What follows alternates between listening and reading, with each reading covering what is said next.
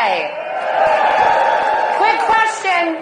Where are my MAGA, ultra MAGA patriots at today? Okay.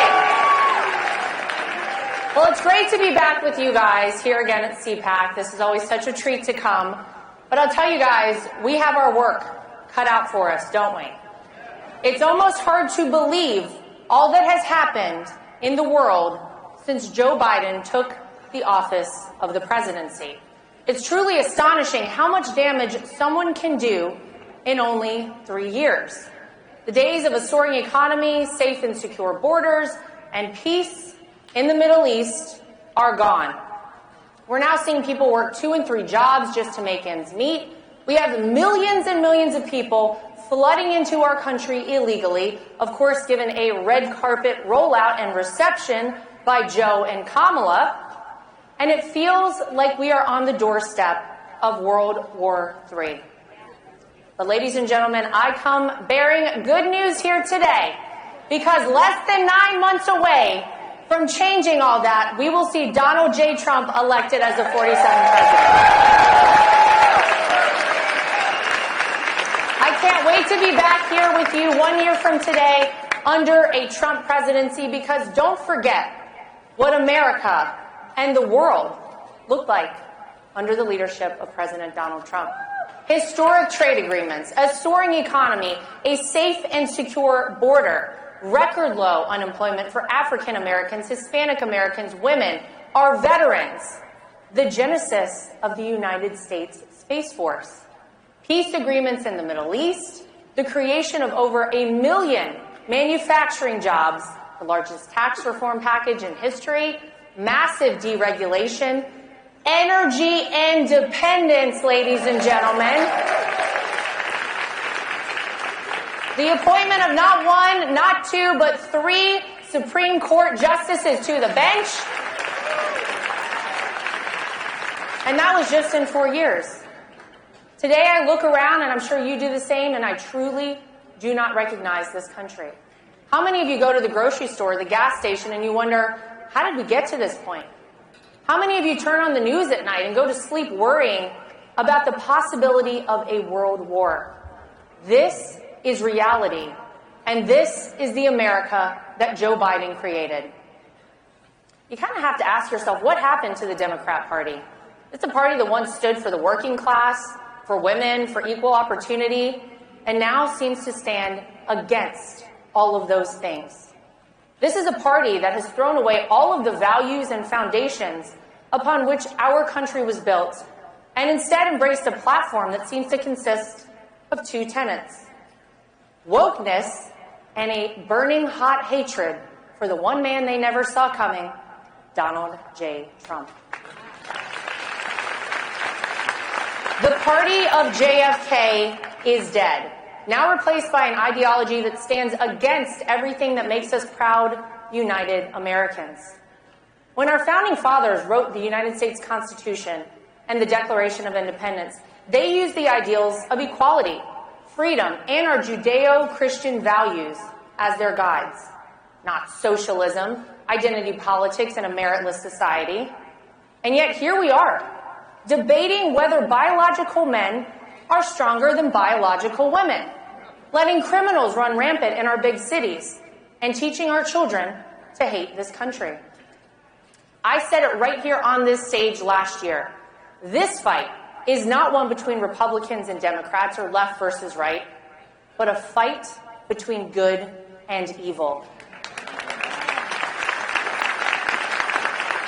It's a fight between those who want the United States to prosper and continue to be the leader of the free world, and those who want our country to crumble for the benefit of China, Russia, Iran, and every nation working to destroy us.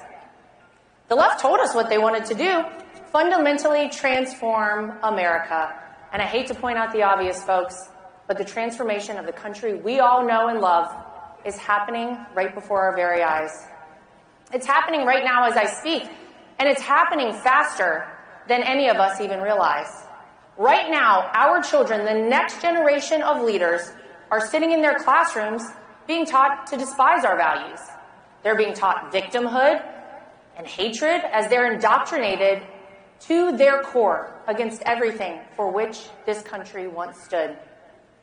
We all saw the atrocities in Israel on October 7th, the murder, rape, and torture of innocent people just going about their day-to-day lives. And the very next day, October 8th, what did we see? College students across America supporting the very terrorists who committed those despicable acts of violence. That's right, our own children here in the United States of America are still rallying and protesting across the country in support of Hamas, a terrorist organization who would love nothing more than to wipe Israel and the United States totally off the map. One thing is clear, ladies and gentlemen. The next generation of Americans is currently lost. Their futures and the future of the entire country hang by a thread. Now, we've all heard it before. People say it every 4 years. The next election is consequential. The very future of the country depends on it. But this year, this November, the future of our country truly depends on it. It's not hyperbole to say that your vote this November decides what becomes of America, and with that, the rest of the world. Now, some of you may know, Eric and I are blessed to have two beautiful children, our son Luke and our daughter, named after my home state, Carolina. And yes, Carolina. We got North Carolina in the crowd. South Carolina. We got a big primary to win on Saturday in North Carolina, ladies and gentlemen, South Carolina. Every night, Eric and I have a tradition. We stop whatever we have going on, and we go do bedtime with the kids. And while they say their prayers and the Pledge of Allegiance, of course, I often think to myself, what kind of country will they live in 10, 20, or 30 years? What kind of country are we creating for our children and our grandchildren? I want my son to be proud of who he is. I want him to know that it's okay to be a patriot. It's okay to love God, and it is okay to grow up into a strong, masculine man.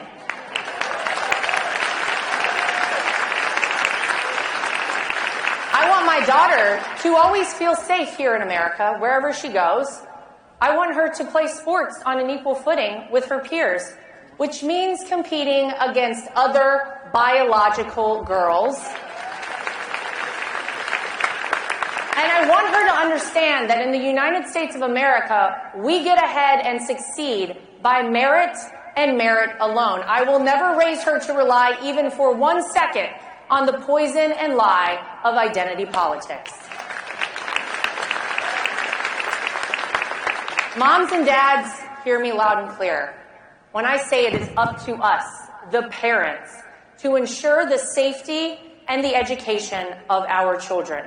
Because whether it's our kids being forced to attend schools that continue to fail them, our kids indoctrinated with critical race theory, or the fabricated notion that you can change your gender like you change your shoes, we must remember it is up to us to protect them because our political leaders have proven they cannot be trusted to do that job. Children are a clean slate. They represent everything that's good in this world. Innocence, curiosity, a love for all, regardless of race, gender, or anything else. And shame on anyone who tries to steal that from them. So some of you may have heard that I've had the great honor of being endorsed by my father-in-law, President Trump, to co-chair the Republican National Committee.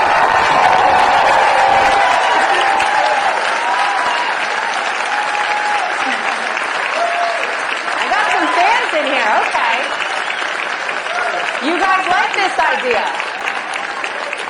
Well, I'll tell you guys, this is a position for which I never imagined I would run, but I also never imagined that our country would be in such dire straits. It is time for change. It is time to fight, and it is time to win, ladies and gentlemen. Okay? Now, we know how the Democrats operate. They don't even try to hide it anymore. These are people so desperate to keep President Trump out of the Oval Office, they are willing to use tactics straight out of the communist playbook to try and subvert the will of we, the people. They cannot succeed. Now is our time to step up and fight back. Now is our time to say enough is enough. Now is our time to take back our country.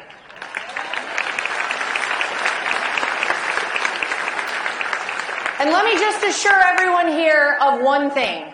What happened in 2020 cannot and will not ever happen again. We must adapt, and we must fight fire, not with fire, but with dynamite. We must, and we will, build the strongest, most secure election operation that this party has ever seen. That's how we have to do this, folks. But we got to adapt a little. As Republicans, I get it, we like to go vote on Election Day. It's exciting to be a part of that day. It's exciting to fill out the ballot for the future leader of our country. Heck, you even get a little sticker, and then you can take a photo and post it on social media. I know, it's very fun. But the truth is, if we want to compete with the Democrats, we cannot wait until Election Day. If we want to compete and win, we must embrace early voting. The days of waiting until Election Day to vote are over. We have to encourage everyone who can legally vote to go do so as soon as they legally can. We need so many votes banked for Donald J. Trump that we're not playing catch-up on Election Day. You go vote, and then you take your neighbor, your friend, your dentist, heck, I don't care, someone you met on the street, as long as they're voting the right way, every single day up to and on November 5th, because this November, every single legal vote matters. So if elected as co-chair of the RNC, I can promise you, we will not be giving blank checks to career political consultants and vendors. Every penny of every dollar donated will go towards one thing, winning. I promise you that I will do everything in my power to fight for our country, our party, our values, our children, secure elections, and everything else that we all care about in this country. As you know, in 2015, our family was new, shall we say, maybe a better word is naive to politics. When my father-in-law announced his candidacy for President of the United States, nothing really could have prepared us for what was to come. In the last 8 years, we have seen and experienced some of the most vicious and evil things. The kind of things I never dreamed that we would ever actually see happen in the United States of America. Let's all remember that right now, Joe Biden continues to weaponize his own Department of Justice against the man that is beating him in the polls and is his #1 political opponent. This is straight out of the Soviet Union, ladies and gentlemen. But despite all those vicious attacks and indictments and lawsuits that, of course, my family has had to endure over the last 8 years, we will never stop fighting for this country.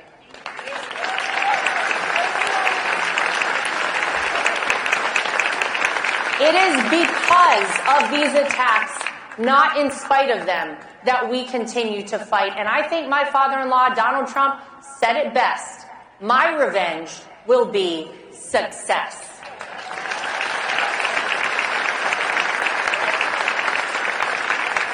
The United States of America, as young as we are, has seen many challenges, weathered many storms, and despite it all, we have always only grown stronger.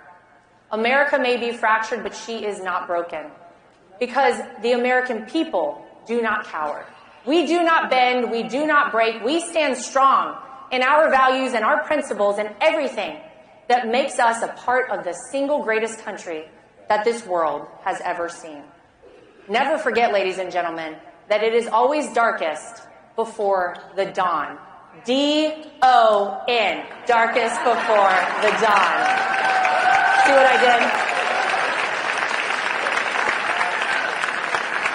And I believe that Donald Trump was made for such a time as this.